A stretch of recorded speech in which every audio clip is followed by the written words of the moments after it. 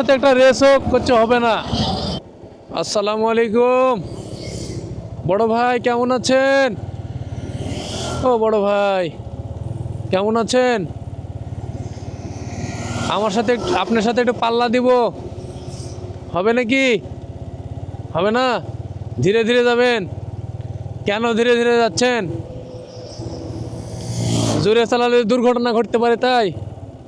হ্যাঁ ও বড় ভাই, একটু কথা বলি, থামেন। কথাও বলবেন না? কোথায় গেছিলেন?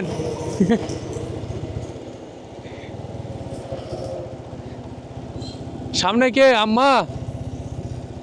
আপনার ছেলে? ও আচ্ছা, ওকে আমি বলতেছি যে আমার সাথে একটা রেস হোক করছে হবে না, ধীরেই চালাবে।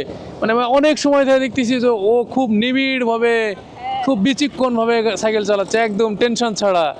আমি বললাম, আমি চিন্তা করলাম যে এ তো দেখছি আমার কাতারের লোক, আমি আবার কেউ আমাকে হরেন দিলে পিছন দিক থেকে জোরে টান দিলে আমি আবার টান দিই না, ধীরেই যাই আমার মতো। হ্যাঁ, কি নাম তোমার ভাইয়া? রাব্বি। ঠিক আছে, সালাম আলাইকুম। ওর আম্মা ওটা রাব্বির। ও খুব ধীরে ধীরে গাড়ি চালাচ্ছে।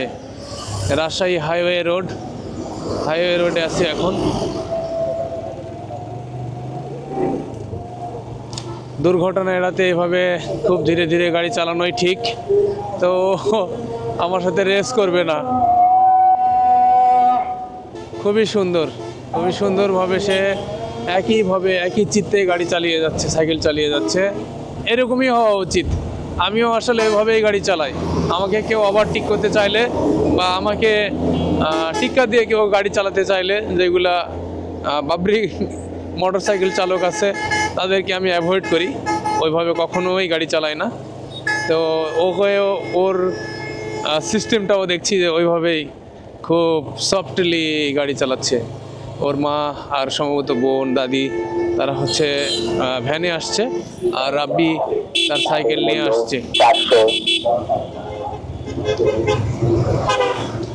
এরকমভাবে সবারই সচেতনতা অবলম্বন করেই সাইকেল চালানো বা গাড়ি চালানো বা যে কোনো যানবাহন চালানো উচিত। তাহলে আমরা দুর্ঘটনা থেকে নিজেদেরকে সুরক্ষিত রাখতে পারবো ইনশাল্লাহ।